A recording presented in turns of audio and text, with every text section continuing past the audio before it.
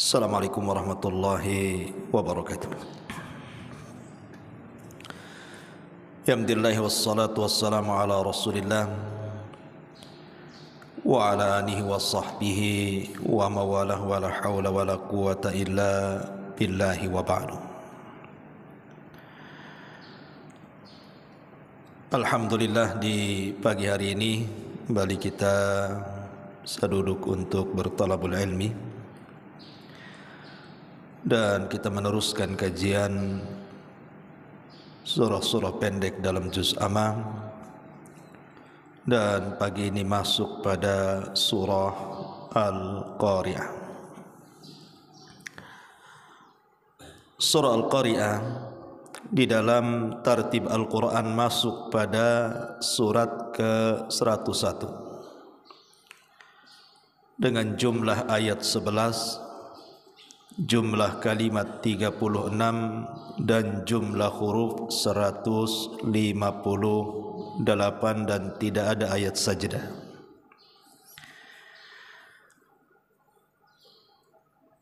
Dan surah Al-Qari'ah termasuk surah Makkiyah, turun sebelum hijrah Nabi SAW, dan umumnya juz Amma itu surat-suratnya Makkiyah semuanya.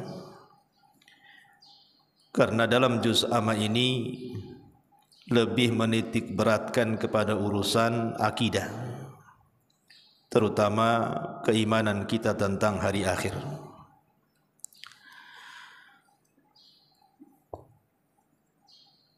Adapun Al-Qari'ah sendiri adalah satu di antara nama-nama hari kiamat. Al-Imam Al-Ghazali di dalam kitabnya Ihya Ulumuddin, beliau sampai menghitung nama-nama kiamat dalam Al-Quran sendiri, itu jumlahnya sampai 82 nama. Itu yang tercantum dalam Quran selain daripada hadis-hadis Nabi SAW. Artinya dengan banyaknya nama untuk sebuah kejadian besar yang disebut dengan kiamat, menunjukkan tentang dahsyatnya perkara kiamat ini. Sampai Al-Quran sendiri memberi nama kiamat itu menurut Imam Ghazali tadi 82 nama di luar daripada hadis. Seperti as-sa'atu, Yaumal Ba'thi, Yaumuddin, Yaumul Hasrah, Yaumul Fasli, Yaumul Jam'i, dan begitu seterusnya. Lah, salah satunya adalah Al-Qari'ah, satu di antara nama-nama kiamat. Lalu apa makna Al-Qari'ah itu sendiri? Al-Qari'ah itu diambil dari kalimat Al-Qara'u. Al-Qara' itu artinya sebuah ketukan, sebuah suara yang bisa memecahkan gendang telinga. Karena yang dimaksud Al-Qari'ah adalah suara yang keluar dari terompet sangkakala Israfil. Ketika Israfil meniup sangkakala, itu keluar suara. Lah, suara itu disebut Al-Qari'ah namanya. Ma'asyiral muslimin yang dimuliakan Allah Subhanahu wa taala, dalam surah Al-Qari'ah Allah sebut kalimat qari'ah itu 3 kali. Al-Qari'ah, mal qari'ah, wa ma adraka mal qari'ah. Dalam bahasa Arab, apabila ada lafaz yang terulang-ulang, salah satu faedahnya adalah li ta'kid, untuk menguatkan. Kenapa kemudian di sini Allah mengulang 3 kali kalimat Al-Qari'ah? Untuk menguatkan bahwa peristiwa kiamat itu pasti terjadi. Tentang kapan kiamatnya, wallahu a'lam. Makanya Allah membahasakan wa ma adrak. Kalimat adrak beda dengan yudrik. Kalau adraka itu fi'lul madhi, kalau yudrik fi'lul mudhari. Kalimat adrak itu biasanya habarnya sudah ada. Nabi SAW diberitahu tentang habar-habarnya, itu disebut adrak. Tetapi kalau menggunakan fi'lul mudhari' yudrik, berarti Rasul tidak punya habar. Seperti Allah mengatakan wa may yudrik annas-sa'ata qa'imah. Kalimat yudrik ketika bicara soal kiamat maksudnya bicara waktu, di mana orang tidak tahu kapan waktu kiamat. Makanya seorang Arab Badui datang kepada Nabi SAW bertanya kapan kiamat. Nabi tidak menjawab karena tidak punya pengetahuan. Justru Rasul balik bertanya dan mengatakan wa ma'adadta laha, apa yang kau siapkan? Kau bertanya dari tadi soal kiamat. Apa anda bertanya kiamat itu ingin mengetahui bagaimana bumi dihancurkan, langit digulung, bintang dijatuh-jatuhkan, atau apa maksudnya? Makanya Rasul mengatakan wa ma'adadta laha, apa yang kau siapkan? Dalam hadis yang panjang, hadis Jibril sendiri, Rasul mengatakan mal mas'ulu anha bi'a'lama minas sa'il. Orang yang ditanya tidak lebih paham daripada orang yang bertanya. Maknanya Rasul dan Jibril sama-sama tidak tahu kapan kiamat. Tetapi habar soal kiamat itu Rasul punya pengetahuan. Ketika terjadi kiamat, apa yang terjadi dengan bumi, apa yang terjadi dengan gunung, apa yang terjadi dengan lautan, apa yang terjadi dengan bintang, apa yang terjadi dengan matahari dan bulan, langit dan begitu seterusnya. Rasul diberitahu dalam Al-Quran itu. Makanya bahasanya wa ma adraka mal qariyah. Ma'asyiral muslimin, sebelum saya jelaskan tafsir demi tafsir secara singkat saja karena waktu juga, kita tahu bahwa bicara soal kiamat, kiamat ini adalah hari di mana semua manusia akan menyesal. Tidak orang jahatnya, tidak orang baiknya, semua akan menyesal apabila mendatangi kiamat ini.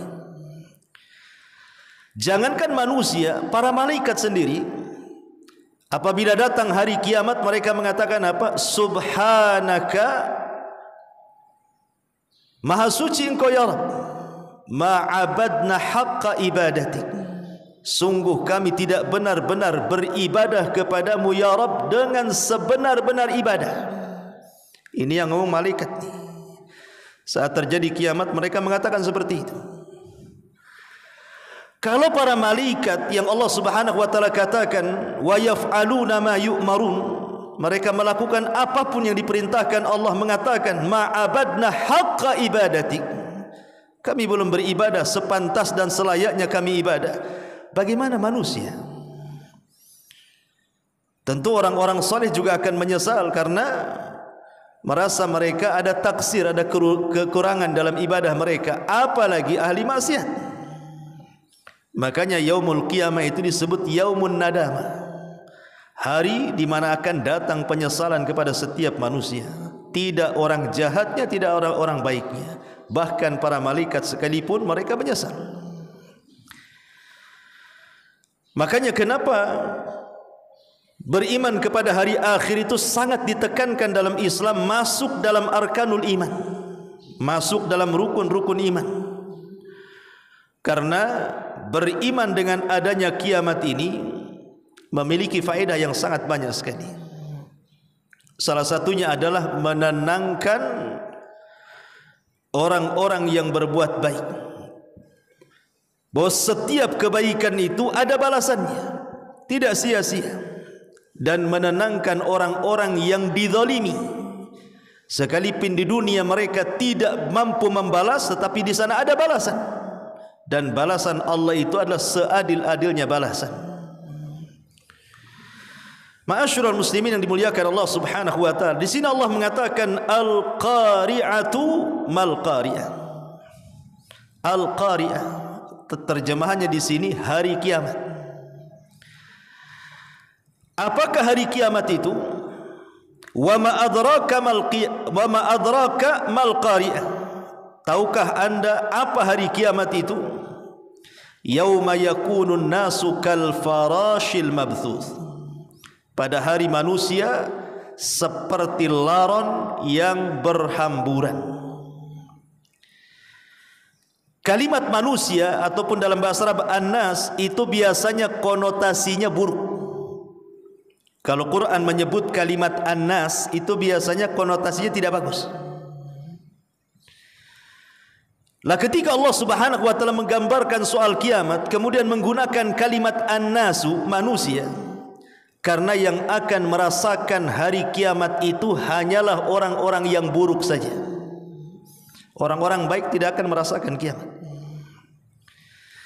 Karena sebelum terjadi kiamat Allah Subhanahu wa taala akan kirim angin yang sangat sejuk sekali.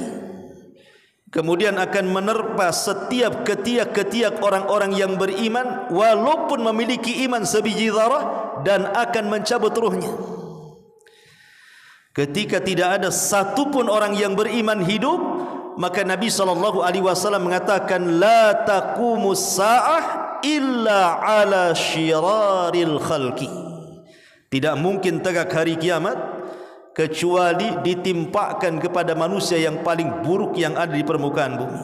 Dari sini kita tahu bahwa orang-orang yang beriman tidak akan merasakan kiamat. Yang merasakan kiamat itu orang-orang kafir, orang yang paling buruk yang hidup di permukaan bumi. Makanya konteksnya menggunakan lafaz an-nasu. Yauma yakunun nasu kal farashil mabthuth. Wa takunul jibalu kal ihnil manfush. Dan juga engkau lihat gunung-gunung seperti bulu kapas yang diterbangkan, yang dihambur-hamburkan. Gunung ini makhluk yang berat, tetapi ketika terjadi kiamat, gunung ini berawal dari tercabut dari pasaknya, kemudian bergeser, kemudian terangkat ke langit, kemudian dibenturkan satu dengan yang lainnya, maka gunung yang kokoh itu seperti kapas karena menjadi pasir yang terhempas angin ke sana kemari, dan itu menunjukkan dahsyatnya hari kiamat. Pertanyaan pun muncul, kiamat ini apakah cuma terjadi satu hari saja, ataukah 2 hari, 1 pekan, 1 bulan, 1 tahun? Maka Allah Subhanahu wa taala gambarkan di dalam Al-Quran sendiri bahwa kiamat itu terjadi 50 alfasana, 50.000 tahun. Itulah jarak kiamat, mulai dari kehancuran sampai peristiwa-peristiwa setelah kiamat dibangkitkan. Ma'asyiral muslimin yang dimuliakan Allah Subhanahu wa taala.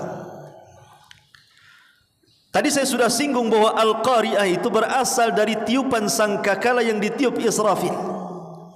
Berapa kali Israfil meniup sangkakala? Terjadi silang pendapat di antara para ulama ketika mereka memahami kalimat dalam surah Az-Zumar ayat 68, wa nufikha fis suri fasa'iqa man fis samawati wa man fil ar illa man sya'allah thumma nufikha fihi ukhra fa idahum qiyamun yanzurun.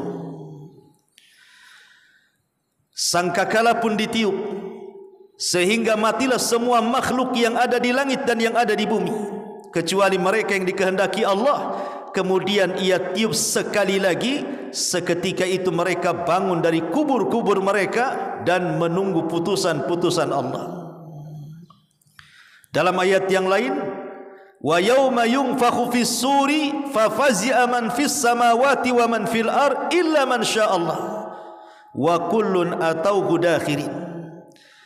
Dan ingatlah hari ketika ditiupkan sangkakala, maka terkejutlah segala yang ada di langit dan yang ada di bumi kecuali siapa yang dikehendaki Allah, dan mereka semua datang menghadapnya dengan merendahkan diri. Ulama akidah mengatakan bahwa tiupan Israfil itu 3 kali. Yang pertama disebut tiupan kejutan, yang kedua disebut tiupan kematian, dan yang ketiga disebut tiupan kebangkitan. Walaupun dalam hal ini banyak ulama yang berpendapat bahwa tiupan itu cuma 2 kali. Dan ini pendapat yang kuat, bahwa tiupan itu cuma 2 kali. Berdasarkan Az-Zumar tadi. Maksudnya tiupan pertama itu adalah tiupan kejutan sekaligus kematian. Dan tiupan yang kedua barulah tiupan kebangkitan. Kapan Israfil meletakkan moncong sangkakala di mulutnya? Apakah sejak Israfil kemudian diciptakan sangkakala itu sudah diletakkan di lisannya? Maka ulama mengatakan tidak. Israfil itu baru meletakkan sangkakala itu saat Nabi SAW diutus menjadi Nabi dan Rasul. Kenapa? Karena tidak ada Nabi dan Rasul setelah Nabi Muhammad SAW, dan umat yang dibawanya adalah umat terakhir dan tidak ada umat setelahnya. Karena Nabi SAW khatamul anbiya'i wal mursalin, dan umatnya adalah akhirul umam, akhir daripada umat dan tidak ada umat setelahnya. Disitulah Israfil mulai meletakkan moncong sangkakalanya. Sehingga suatu hari Nabi SAW tidak enak makan, tidak enak tidur, tidak ada minum, gelisah terus menerus. Sahabat pun bertanya soal kegelisahan Nabi. Maka Nabi SAW mengatakan di hadapan para sahabat, kaifa un'am wa qad iltaqama sahibu qarnin qarna. Bagaimana aku bisa nikmat hidup, kata Rasul, kalau pemilik trompet, maksudnya Israfil, sudah mulai meletakkan sangkakalanya di moncong lisannya. Dari sini kita pahami bahwa sejak diutusnya Nabi dan Rasul, disitulah mulai Israfil meletakkan sangkakalanya, terus wajahnya menatap ke arasy, menunggu izin dari Allah Subhanahu wa taala. Tiup, maka dia pun akan meniupnya. Dan apabila itu terjadi, al-qari'atu mal qari'ah. Di sini jawabannya. Maka akan keluar suara dari moncong trompet Israfil atau sangkakala Israfil, dan suara itu mempengaruhi alam semesta. Suara itu mempengaruhi gunung-gunung, mempengaruhi bumi, mempengaruhi bintang-bintang, mempengaruhi langit, bahkan mempengaruhi manusia, jin, bahkan para malaikat sekalipun. Semua terpengaruh dengan suara ini. Bahkan dampak daripada suara trompetnya Israfil ini menghancurkan alam semesta. Ketika bumi terkena suara trompet Israfil, apa yang terjadi? Idza zulzilatil ardu zilzalaha. Maka bumi akan digoncangkan sekali goncangan. Lihat bagaimana Allah idhafahkan kalimat zilzal kepada gunung. Zilzalaha. Allah tidak katakan idza zulzilatil ardu zilzalan, tetapi Allah idhafahkan dengan bumi, dan Allah katakan zilzalaha. Maknanya goncangan bumi itu bukan di satu tempat, di tempat yang lain tidak, tapi satu bumi tergoncang dengan suara trompet itu. Dan apabila suara itu mengenai lautan, apa yang terjadi? Wa idzal biharu fujirat. Maka lautan akan dinyalakan. Dan apabila terjadi kepada bintang, wa idzan nujumun tatharat, maka bintang jatuh kemudian ditabrakan satu dengan yang lainnya. Dan apabila suara terkena langit, apa yang terjadi? Yauma natwis sama, ketika kami gulung langit seperti menggulung kertas, kata Allah. Dan begitu seterusnya. Manusia akan mati, jin akan mati, malaikat akan mati, menunjukkan dahsyatnya al-qari'ah apabila terkena alam semesta ini. Makanya di sini Allah Subhanahu wa taala sebut kalimat qari'ah 3 kali, karena dahsyatnya suara trompet yang keluar dari moncong sangkakala Israfil itu. Al-qari'atu mal qari'ah. Wa ma adraka mal qari'ah. Yauma yakunu an-nasu kal farashil mabthuth wa takunul jibalu kal ihnil manfush. Di sini Allah buat 2 gambaran. Gambaran yang pertama, adalah gambaran tiupan yang pertama. Wa takunul jibalu kal ihnil manfush. Bagaimana gunung itu diterbangkan seperti kapas dan tidak ada beban berat sama sekali. Kemudian yang kedua, gambaran setelah ditiup sangkakala yang kedua, yauma yakunun nasu kal farashil mabthuth. Manusia dibangkitkan seperti laron yang berhamburan. Allah Subhanahu wa taala membahasakan manusia saat dibangkitkan dengan dua binatang. Pertama farash, laron, yang kedua al-jarad. Jarad itu belalang. Tentu ketika Allah membahasakan dengan dua binatang kal jaradil muntashir, seperti belalang yang terbang, dengan al-faras seperti laron yang berhamburan, tentu ada makna yang berbeda. Kapan manusia seperti laron, kapan manusia seperti belalang? Ulama mengatakan saat manusia dibangkitkan pertama kali, ketika Allah Subhanahu wa taala membahasakan yauma yakunun nas, tadi saya sudah katakan apabila disebut kalimat nas berarti konotasinya buruk. Jadi yang seperti belalang itu adalah orang-orang kafir saja. Orang-orang yang beriman tidak seperti belalang. Apa maknanya? Maknanya ketika manusia dibangkitkan, orang-orang kafir itu mereka akan lari satu dengan yang lainnya. Yauma yafirrul mar'u min akhihi wa ummihi wa abihi wa sahibatihi wa banihi likulli imri'in yauma idzin sya'nun yughni. Orang lari dari saudaranya, lari dari ibu bapanya, lari dari anak dan pasangannya, masing-masing sibuk mengurus dirinya. Yang dari barat ke timur, yang dari timur ke barat, ke utara ke selatan, saling menerjang satu dengan yang lainnya. Itulah laron. Anda lihat laron kalau terbang, kalau ada listrik nih, datang kumpulan laron ke listrik, apa yang terjadi? Laron itu terbang tidak beraturan, terkadang nabrak satu dengan yang lainnya. Tahu-tahu besok paginya sayapnya sudah berserak di tembok dan mereka pun sudah terjatuh. Artinya terbang tanpa beraturan karena kebingungan. Sampai kapan itu? Sampai ada suara, yang suara itu memerintahkan untuk mengumpulkan manusia di satu titik yang disebut dengan mahsyar. Disitulah Allah bahasakan dengan kal jaradil muntashir, seperti belalang yang terbang. Karena belalang itu kalau terbang dengan koloninya, maka dia akan rapih terbangnya. Dia tidak akan berhampuran seperti laron. Jadi kalau belalang terbang dengan koloninya itu, dia akan menuju satu titik, dia rapih dia. Karena ketika itu sudah ada panggilan, manusia sudah tidak ke sana kemari lagi, bahkan mereka sudah menuju satu titik. Makanya Allah bahasakan dengan kal jaradil muntashir. Tapi dalam surah Al-Qari'ah ini Allah Subhanahu wa taala membahasakan dengan farash karena ini di awal kebangkitan dan hanya berlaku kepada orang-orang kafir, tidak kepada orang-orang yang beriman. Karena orang-orang yang beriman Allah katakan walladzina amanu wattaba'athum dzurriyyatuhum biimanin alhaqna bihim dzurriyyatahum. Orang-orang yang beriman kemudian keimanan ditularkan kepada keluarganya, maka mereka akan dikumpulkan dengan keluarga besar orang yang beriman, sehingga mereka tidak lari ke sana kemari. Jadi ketika orang-orang kafir dibangkitkan, mereka pun mencela diri mereka dan mengatakan ya wailana man ba'athana mim marqadina. Duhai celaka siapa yang membangunkan tidur-tidur kami ini, sehingga mereka lari ke sana kemari.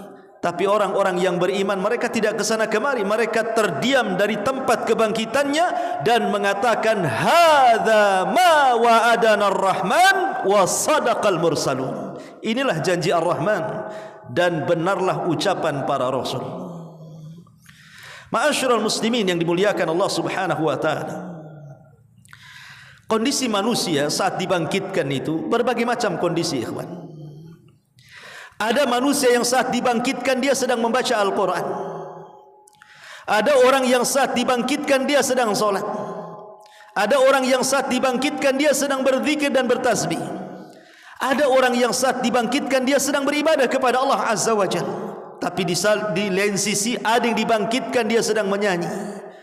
Ada yang dibangkitkan dia sedang menyakiti dirinya seperti orang-orang yang membunuh dirinya. Kata Nabi SAW, siapa yang membunuh dirinya dengan racun, maka pada hari kiamat dia dibangkitkan sedang minum racun. Siapa yang bunuh diri dengan ditusukkan pisau di perutnya, pada hari kiamat dibangkitkan dengan cara yang sama seperti itu. Bahkan ada dibangkitkan tidak berbentuk manusia normal, dia menjadi kecil. Sebagaimana Nabi SAW ketika menggambarkan orang-orang yang sombong, Rasul mengatakan, yuhsyarunal mutakabbiruna yaumal qiyamah ka'amthali dzar. Orang-orang yang sombong di dunia saat dibangkitkan badannya kecil seperti semut. Yang lain besar, dia kecil sendiri. Al jaza min jinsil amal. Dia merasa besar di dunia, Allah kecilkan di akhirat saat dibangkitkan. Ada juga yang saat dibangkitkan di wajahnya tidak ada daging sama sekali. Mereka lah para peminta-minta. Sebagaimana Rasul mengatakan, ma yazalur rajulu yas'alun nas hatta ya'ti yaumal qiyamah laisa fi wajhihi muz'atu lahmin. Seseorang yang selalu meminta-minta di dunia, maka pada hari kiamat akan dibangkitkan tidak ada sekerat daging di wajahnya. Bahkan ada orang yang dibangkitkan jalannya miring. Miring jalannya. Antum kalau jalan miring, gimana rasanya? Itu orang poligami yang enggak adil. Miring-miring jalannya. Bayangkan coba. Dibangkitkan seperti itu. Bahkan ada yang dibangkitkan di lehernya itu ada 7 lapis bumi. Di lehernya itu dikalungkan 7 lapis bumi. Siapa mereka? Mereka adalah orang yang man akhadha shibran minal ardi, orang yang mengambil sejengkal tanah orang, tuwiqa lahu yaumal qiyamah 70 aradin, dikalungkan padanya 7 lapis bumi. Bayangkan, di lehernya membawa 7 lapis bumi yang diambilnya di dunia. Itu 1 jengkal, gimana 1 kapling, gimana pula 1 hektar. Dia ngambil tanah orang 1 hektar kali 7 lapis bumi ke bawah. Mak, gimana dia bawa tuh? Sementara mereka harus berjalan ke tempat pemanggilan loh. Coba bayangkan, ada yang dibangkitkan saat berjalan ke tempat panggilan itu justru berjalan dengan wajahnya, kakinya di atas. Sehingga orang-orang kafir jahiliyah mengatakan, mana ada orang berjalan dengan wajahnya, berjalan itu dengan kakinya. Kata Rasulullah, Allah yang mampu memperjalankan kalian dengan kaki, Allah juga mampu memperjalankan kalian dengan wajah kalian. Macam-macam orang yang dibangkitkan pada hari kiamat itu. Bahkan ada orang-orang yang sama sekali tidak diajak bicara Allah, sama sekali tidak diajak bicara oleh Allah, sama sekali tidak dipandang oleh Allah, disiapkan azab yang pedih bagi mereka. Dan mereka adalah syaikhun zanin, orang tua yang berzina. Kemudian orang miskin yang sombong dan pemimpin yang dusta. Jadi ada orang-orang itu dibangkitkan dengan berbagai macam cara gitu. Naudzubillah. Ma'asyiral muslimin yang dimuliakan Allah Subhanahu wa taala. Dan ingat kekhususan manusia saat dibangkitkan itu. Pertama, mereka dibangkitkan tidak berpakaian. Tidak pakai sandal, tidak berpakaian, tidak membawa harta di badan, dan tidak kembali di khitan. Yuhsyaruna yaumal qiyamah khufatan uratan ghurlan buhman, kata Rasul.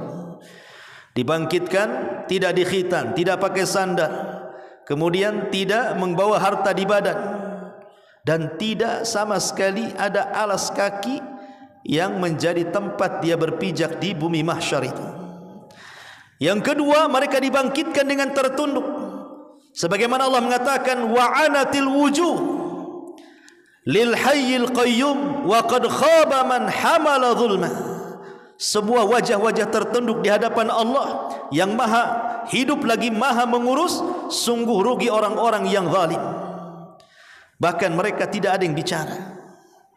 Hadza yaumul la yantiqun. Ini hari kalian tidak bisa bicara. Karena yang bicara nanti adalah saksi-saksi. Kemudian dilupakan keluarganya. Sampai Allah mengatakan, ya ayuhan nasu taqu rabbakum wahsyaw yawma la yazzi walidun an waladihi wala mauludun huwa jazin an walidihi syai'ah.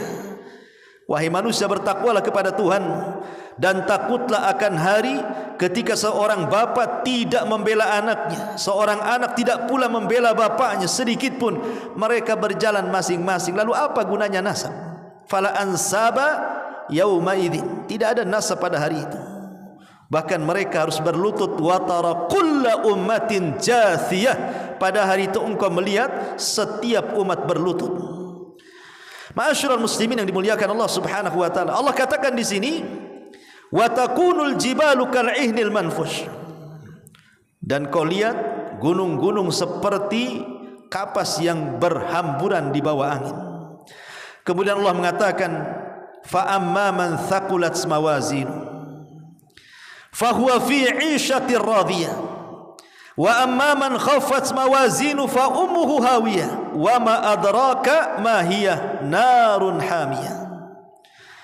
Adapun orang-orang yang berat timbangannya, maka mereka berada dalam kehidupan yang memuaskan dalam kesenangan. Adapun orang-orang yang ringan timbangannya, maka tempat kembalinya mereka neraka hawiyah. Dan tahukah kamu apa neraka hawiyah itu? Narun hamiyah, api yang sengaja dipanaskan. Di sini kita tahu bahwa peristiwa-peristiwa setelah kematian atau setelah kiamat itu banyak. Salah satunya adalah mawazin, adanya timbangan. Tetapi sebelum ada timbangan itu kan ada yang disebut dengan hisab. Manusia akan dihisab. Kata para ulama, ada 5 orang saat dihisab. Ada 5 orang saat dihisab. Yang pertama orang-orang musyrik. Jadi orang-orang musyrik Allah Subhanahu wa taala katakan di dalam Al-Qur'anul Karim, wa yauma nahsyuruhum jami'an thumma naqulu lil ladzina asyraku makanakum antum wa syurakaukum.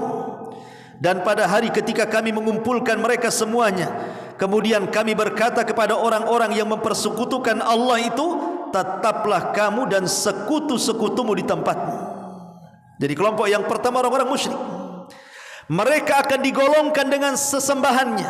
Yang menyembah sapi, ambil dengan sapinya. Yang menyembah ular sendok sana, kumpul dengan ular sendoknya. Yang menyembah gajah dengan gajahnya. Yang menyembah gunung dengan gunungnya. Yang menyembah Lata, Uzza, Manat, Saif, Naila dan yang lainnya, maka mereka akan bergerombol dengan sesembahannya.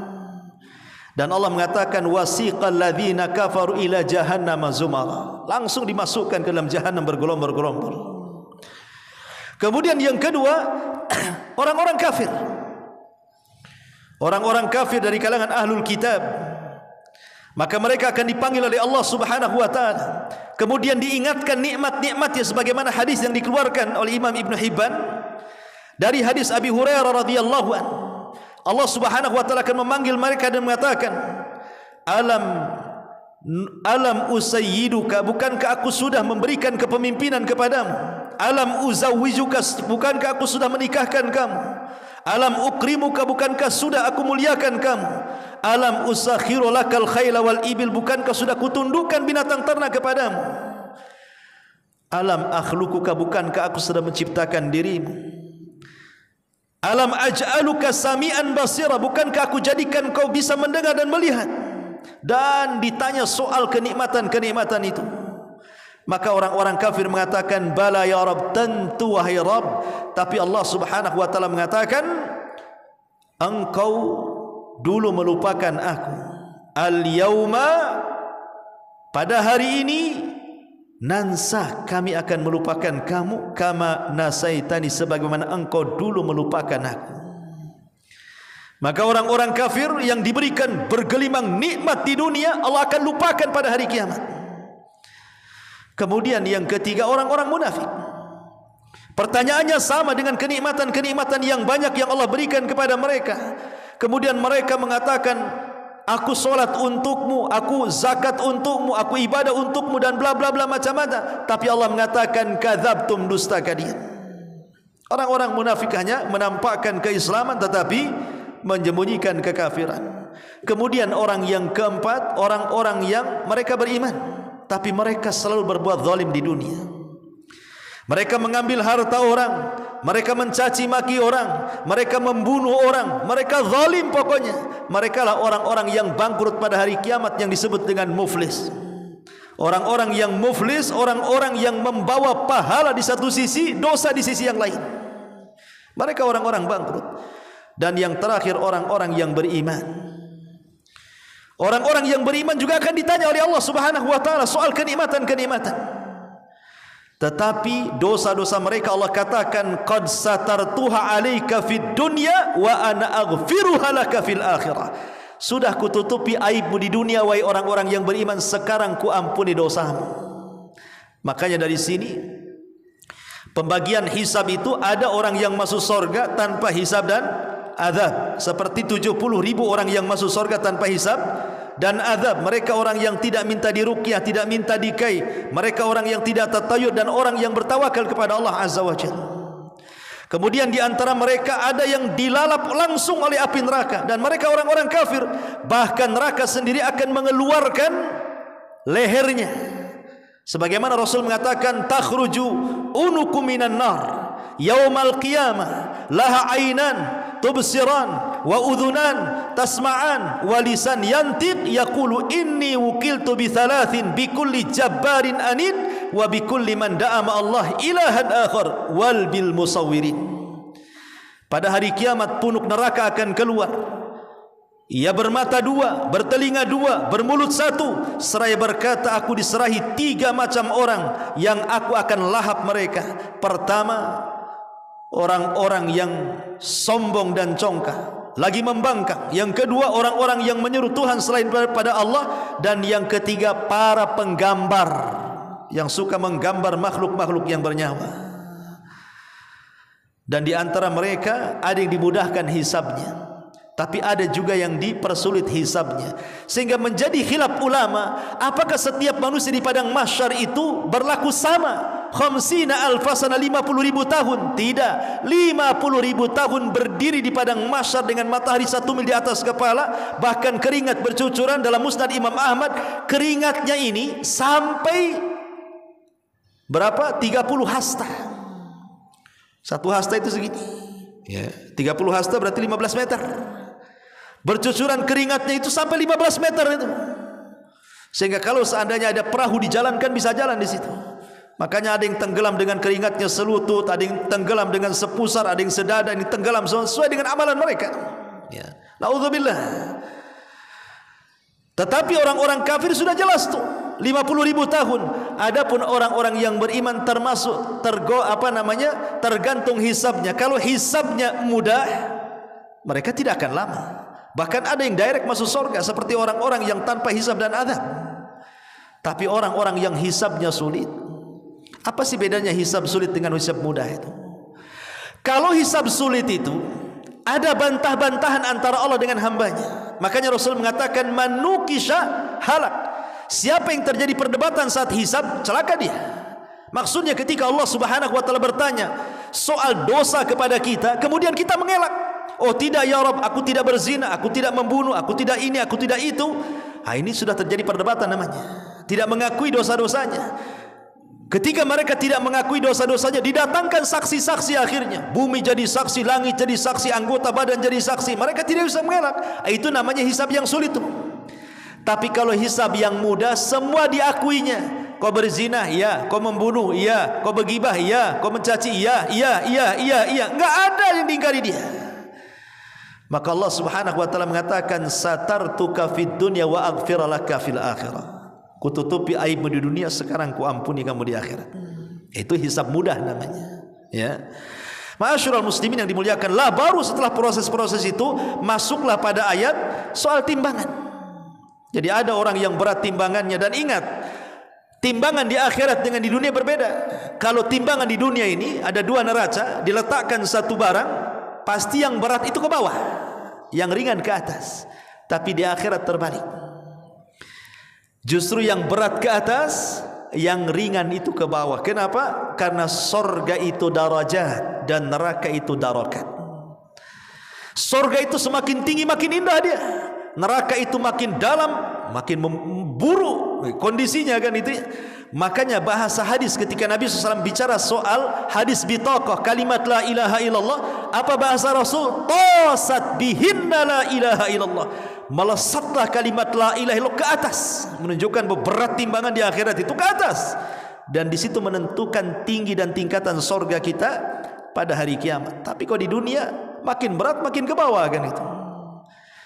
Ma'asyiral muslimin yang dimuliakan Allah Azza wa Jalla. Kemudian Allah Subhanahu wa taala mengatakan, barang siapa yang berat timbangannya, maka dia diberikan kehidupan yang senang, tapi siapa yang ringan timbangannya, ancaman neraka hawiyah. Ancaman neraka hawiyah kepada mereka. Aisyah radhiyallahu anha suatu ketika pernah duduk dan kepala Rasul berada di pahanya. Dan kebiasaan Aisyah radhiyallahu anha itu, dia tidak tidur sampai Rasul tidur. Sampaikan kepada istri antum, Aisyah itu tidak akan pernah tidur sampai Rasul tidur. Kalau istri antum terbalik, ambil bantal, tidur bang, aku tidur. Jadi Aisyah radhiyallahu anha itu kebiasaannya meletakkan kepala Rasul di pahanya. Kalau sudah tidur baru dipindah. Jadi suatu malam giliran beliau. Jadi Nabi SAW sudah pulas tidur di paha Aisyah radhiyallahu anha. Dipandangnya lah wajah Nabi oleh Aisyah radhiyallahu anha. Entah kepikiran soal apa, tiba-tiba Aisyah menangis. Tetesan air mata Aisyah ini jatuh tepat di pipi Nabi. Sontak Rasul terbangun. Kemudian Rasul duduk memandang wajah istri tercintanya dan mengatakan, lima tabki wa lima dum. Kenapa kau menangis dan kenapa air matamu? Kira-kira apa yang dipikirkan Aisyah? Apa dia menangis karena rumahnya kecil, 2 meter kayak 2 meter gitu. Menangis karena enggak ada gelang emas di kaki dan tangannya, atau menangis gara-gara tambahan belanjanya kurang atau apa? Tidak. Aisyah radhiyallahu anha menangis ketika ditanya Rasul, walima tabkin walima dumu. Apa kata Aisyah radhiyallahu anha? Tadzakartu yaumal qiyamah. Aku mengingat hari kiamat wahai Rasul. Kemudian Aisyah radhiyallahu mengatakan, hal tadhkuru bi ahlika yaumal qiyamah. Rasul, apakah kau akan ingat diriku pada hari kiamat? Atau justru kau sama sekali tidak ingat diriku pada hari kiamat? Maka Nabi SAW mengatakan, ya Aish, amma fi thalathati mawatin fala yadhkuru ahadun ahada. Wahai Aisyah, adapun di 3 tempat tidak mungkin aku ingat siapapun. Ini Nabi loh. Bagaimana kita? Adapun di 3 tempat kata Rasul, aku tidak ingat siapapun, tidak istri, tidak anak. Kemudian Nabi SAW menyebutkan 3 tempat itu. Pertama, indal mawazin kata Rasul, di tempat penimbangan amal. Manusia tidak akan ingat siapapun. Dia hanya ingat soal apakah timbangannya berat atau ringan. Yang kedua, inda tatayyiru suhuf, ketika suhuf diterbang-terbangkan.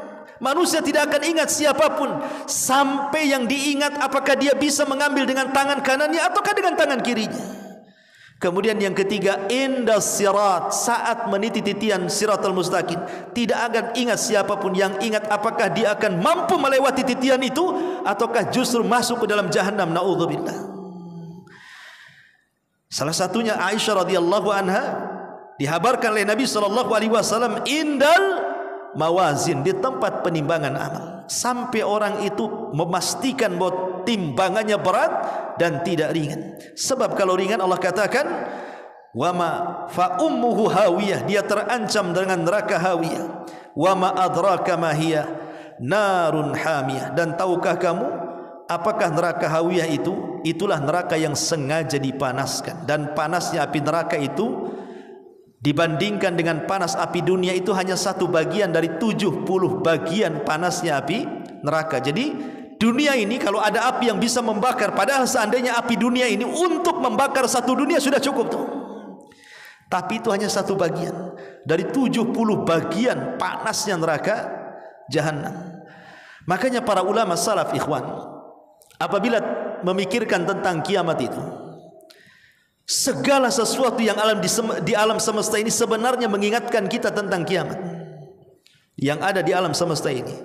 Kalau kita perhatikan dengan cermat, sebenarnya mengingatkan semua akan terjadi kehancuran alam semesta. Apabila kita melihat ke atas, melihat bulan ataupun matahari, kita diingatkan dengan kiamat sebenarnya. Lihat apabila Nabi SAW melarang kita tidak boleh solat duhur ketika matahari di atas kepala.